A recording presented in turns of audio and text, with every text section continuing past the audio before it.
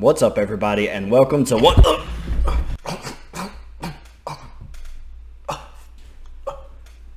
Get over here!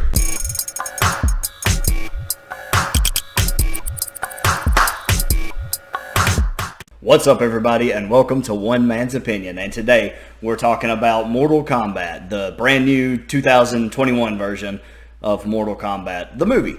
Now, getting right into it, I always want to go over the negatives first and end on a positive. So let's talk about the negatives. And there are a handful of negatives. First of all, quite a few that I'd like to talk about. Thankfully, none of the negatives are like huge things. There are a lot of small negatives that I think the majority of which could be wrapped up or sort of tied neatly into a bow and made okay in the next one. Most of them anyway. And bearing in mind that I'm not going to be spoiling anything, so I'll have to talk around a few things. I think I'll probably do a spoiler review, kind of talk about some things. Anyway, go into more detail on another video. Okay, first negative of the movie is no Johnny Cage. And that might be a little bit of a spoiler, but I don't think telling you what characters are or are not in the movie is a big spoiler. I'm not even going to tell you all of the characters that are in the movie. There are certainly several characters that do show up that are not in the trailer. Several that I was very surprised to see. Not people I expected at all.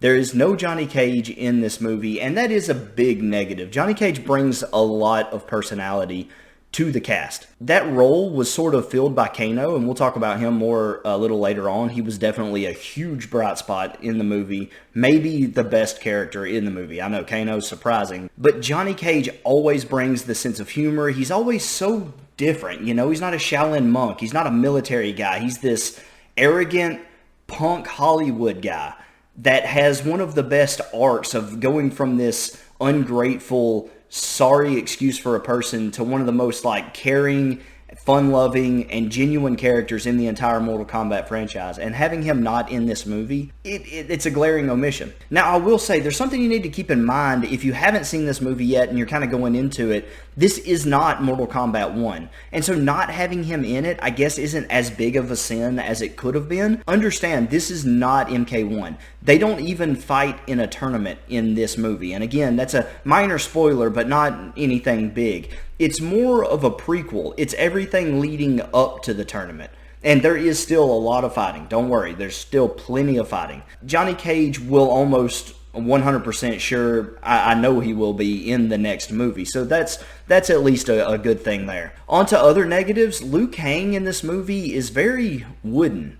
He's just really awkward and almost robotic in a lot of ways. Now, I think a little toward the end of the movie, you start to see a little personality come through.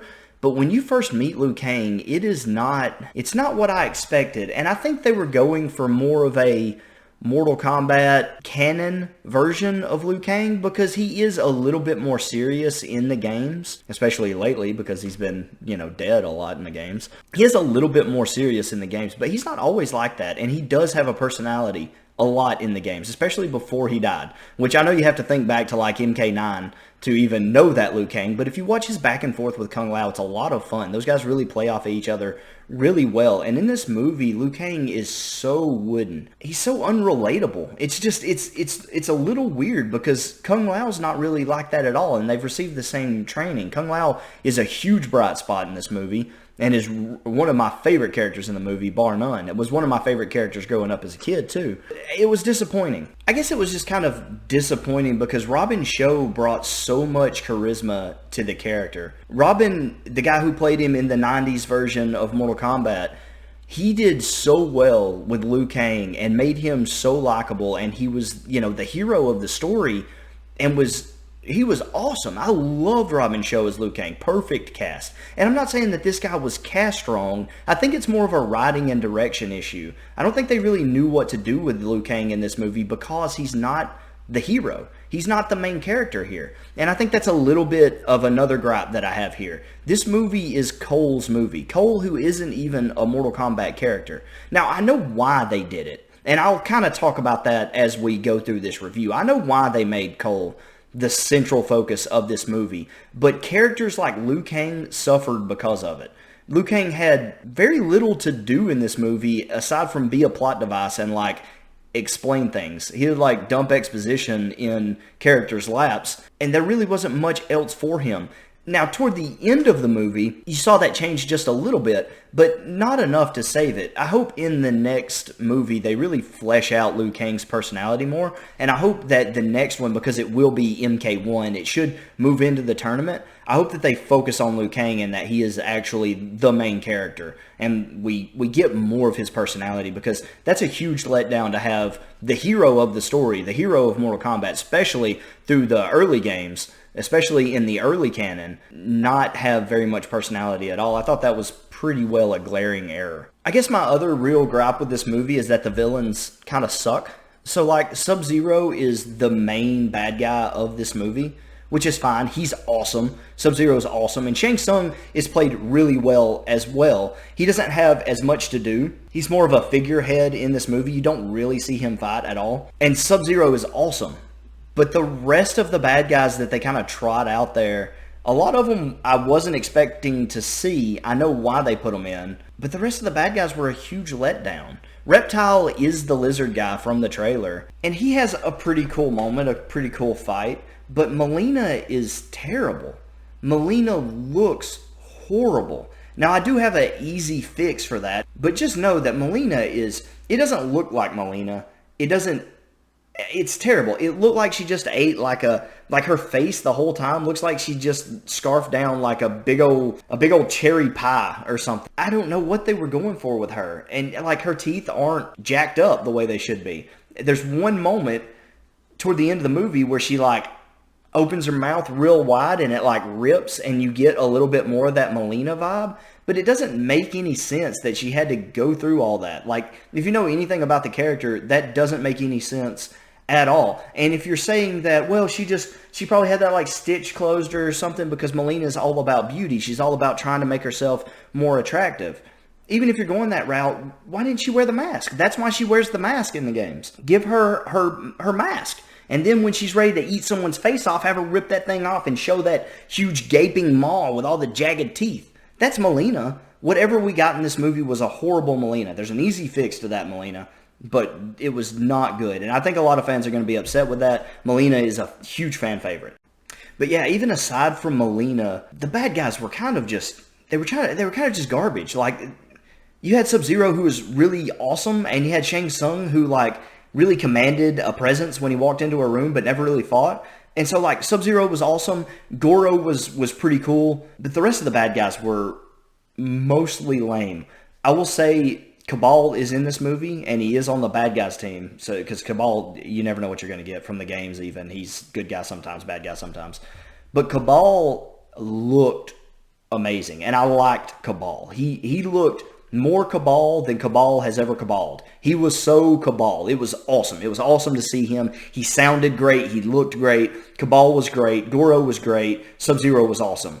The other bad guys we got in this movie, completely forgettable. I know why some of them were so forgettable, but I just thought the Rogues Gallery left a little to be desired. And that's most of the major negatives I can think of off the top of my head. I'm going to go through some like hit and misses for me. And this is a property that I know a lot about, and it's something that I care a lot about, and so this review may be a little bit longer. But here's some hit and misses before I get into what was really great about this movie. And there were a lot of things that were really great about this movie. Some of the hits and misses right off the bat, Raiden was sort of a iffy. I think they did a really good job trying to make him more imposing. The lightning special effects, some of the things that he did was really cool. It looked really good. I really enjoyed that about him. But the guy that got to play Raiden wasn't like an imposing presence. When Raiden walks into a room, especially in the early timeline of Mortal Kombat, he should be the most powerful guy in the room. And he is. In this movie, he is, but you don't get that from him. He's lacking an intimidation quality. Shang Tsung, when he walked into a room, was more intimidating than Raiden was. And that shouldn't be. Raiden should be the most intimidating guy in Mortal Kombat until you come to Shao Kahn. The only reason Raiden doesn't do much in Mortal Kombat is because the rules keep him from just annihilating everyone. Raiden, even though he shouldn't be like having to slap people around, he shouldn't have to just destroy everybody in the room for you to be intimidated by him. He should have a presence because he is a thunder god. I'm not saying that I didn't like him. There's a reason I didn't put this on my bad category. He just wasn't great. And so there was like it was an okay Raiden. I'll put it that way. I thought the special effects and his costume and everything went a long way to making him feel very Raiden. But I don't know that the actor himself, and that's a real shame because I'm not trying to go after this actor. I think he did as well as he could. I think he really gave a lot of effort. I'm not saying he didn't try with the role. I'm just saying that as a man, he's not an intimidating presence. I'm not saying that he has to be like a giant or like a massive man, but there's a certain command of the room that Raiden should have, and I just didn't quite get that from this Raiden. And so it was kind of a hit and miss. Some things I really liked about him. I thought the actor did a good job. I just think he was missing sort of a commanding presence. Cole Young, who is the main character, I would put him as a hit and miss. I actually don't mind him being added. I actually don't mind his character. I understand exactly why Cole Young is in here. And again, I'll probably talk about that more in the spoiler review. But as far as he goes, I think he's a good character. I actually appreciate that they sort of found a power for him that we hadn't really seen in the video games. So it was kind of cool that they came up with something that was pretty creative, if not maybe a little overpowering, but I wouldn't say maybe too much. Really, his power made him go from like one of the worst fighters in the movie to probably one of the best. And so I would say that his ability, I think they call it a arcana. I think they call it an arcana in the movie. So his arcana was a little much. It made him so much more powerful. Like in comparison, Kano's almost does nothing because it's so slow. You know, Kano's is the laser. And so like he can't really do a whole lot, but Cole's makes him 100 times better fighter. 100 times. The laser eye is great if it hits. You know, a lot of them have like a fireball that they can shoot, you know, or something very small that they can do. And then Cole's just completely changes who he is as a fighter. Totally. And so I thought his arcana was a little OP, but I actually do like the character. I like the story mostly. And so sort of a hit or miss because it's not what I was expecting, but I'm not going to say it was like a bad thing. I think the next Mortal Kombat movie needs to focus more on characters that we know, characters that we grew up with. I know why they did this. And so I wouldn't put it as a negative, but also the next movie should go a different direction. It shouldn't be Cole's movie. It should not be. Okay, now let's talk about the positives, because there are a lot of positives in this movie. First of all, Kano stole the show. Josh Lawson, I'd never heard of him before this movie. He steals the show. Holy cow. This guy is hilarious. He's exactly what you want from Kano, where like you don't hate the guy because he's so funny and like he brings so much charisma to the movie. But at the same time, he is a bad guy. He is a villain. And you see that even early on when he's helping the heroes. You see that he has this villainous side to him, and he doesn't even really hide it. He's clearly about the money. He's clearly not there for any heroic reason. He's there for his own agendas, and as soon as a better offer is on the table, he's going to take it and run. And so they were true to the character, but also made him so good, so charismatic. The writing for Kano, I don't know, Josh Lawson, his delivery, everything came together for Kano. Beautiful. Kung Lao looks like you pulled him right out of the video game. I mean, down to when he's fighting. His moves, the way his arms move, the way his legs move, his stance, all of it just looks like you pulled him right out of the video game. The first time you see him, he enters through the hat teleport. It's so cool, man. Kung Lao is nail on the head. Beautiful. And I loved what they did with his character, that they gave him a little bit more of the hero role, like he's the guy, you know. I love how they put him over Liu Kang because it makes sense for the story, because Kung Lao has this lineage of, you know, the champion, the great Kung Lao that he comes from in his lineage. And so it makes sense early on before the actual tournament for it to be Kung Lao is the guy and then Liu Kang second, because Liu Kang is Kung Lao's cousin. He's just a dude, you know, until as we know, the first tournament actually happens and Liu Kang shows up and he kicks butt. I thought it was brilliant. I thought they executed Kung Lao, Kano both perfectly. I would say Cabal is a huge bright spot. He also looks like you pulled him right out of the video game. So really well done. And now the part that everyone wants to know about, the fighting in this movie, really good. I couldn't ask for more. If I was to find like the very smallest gripe, it would be that some of the fight scenes, not even all of them, some of them were a little cut up. So you could tell like some actors had a little bit more martial arts training coming in than others. And so they were a little more comfortable. They could do long takes, a little bit more long form stunts. But even the ones that were a little choppier weren't bad. The fighting it's really good. And what makes it so good is how they tried to stay true to every character. Even their fighting styles from the game are implemented here. Not everyone is just doing martial arts. Kung Lao is to a T. Looks like he stepped out of the game. Cabal, the way he fights, using his speed to his advantage. Kano is a grappler. You know, he's really heavy, strong strikes, and he's grabbing people and throwing people. He's using his knife when he can, and everyone is so true to their character in how they fight. Fatalities, you get a handful. A couple of them are really good. One in particular is awesome. One of them happens very fast, but has a pretty cool image. Another one is a slow kill, and it's tough. It's one of those you're like, oh no, I can't believe it. The fatalities are there. It's good. And I don't mean just like Hanzo Hasashi in the trailer killing random Lin Kuei ninjas. I mean characters you know from the games dying. One in particular, there's one that is straight out of the video game. I mean, it's so good. It's one of my favorite fatalities in the games, and it plays out almost exactly that way in the movie, and it's super cool to see. And so I have to praise the fighting in this movie. They did a really good job. Mortal Kombat, at its core, is a fighting game. And so the martial arts had to be good. The fighting, the fatalities, it was all there. It was all done well. There's even shots sometimes when people are fighting that it kind of cuts away and it looks like they're on like a 2D stage because it's just a wide shot and you've got one here and one here facing each other, just both in like their stance for just a quick cut, and it happens periodically. The fighting was great. I'm super happy about it. Huge positive for me. More positives, just quickly, characters were done really well, really top to bottom, aside from like Molina and a few other little gripes. Actually, I don't really have any other gripes. I think as a character, Molina was my main disappointment. But aside from that, the characters, I applaud this movie so well. Costumes, design, everyone but Molina looked so much like their video game counterparts. They really went above and beyond to try to make this for the fans. To try to pull something that is so unrealistic as Mortal Kombat, that's just way out there. Even for like superhero genres, Mortal Kombat is out there.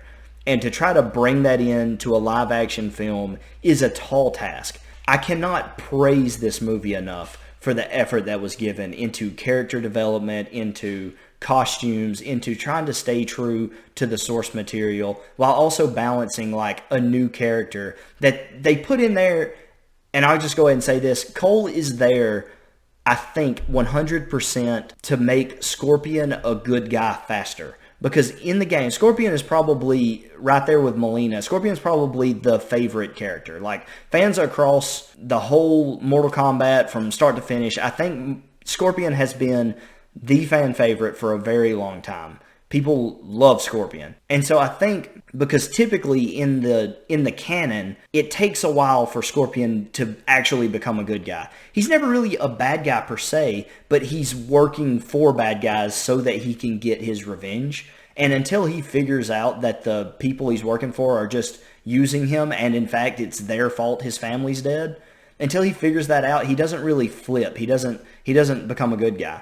And so to expedite that process so that the fan favorite isn't working against the heroes, I guess, I think they brought Cole in, who is part of Hanzo's lineage, to get him on the good guy's side more so than would have been. That way the fan favorite is also someone you can root for. I get it, and I applaud their ability to juggle that change in canon while also doing their best to stay true for the Mortal Kombat fans. And I think overall, I think it was a huge success. The movie is well acted. As far as in comparison to the original movies, the acting is above and beyond. It's not even to be compared. Obviously, CGI has caught up to what Mortal Kombat needs it to be, and so a lot of the effects look really, really good.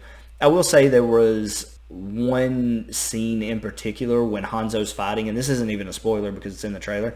Hanzo's fighting and he's killing a bunch of guys outside of his little house there. Some of those kills are very CGI. Like, you can even tell, like, he stabs one guy on top of the head, and you can even see like the sword kind of like move a little bit. It's clearly not in the guy's head. There's just like CGI blood, and like he's probably just on the outside. From the camera angle, it looks like he's stabbing him, but really he's, just on the outside. You can see that it's not, and it just little things like that I noticed. But for the most part, the CGI was very good.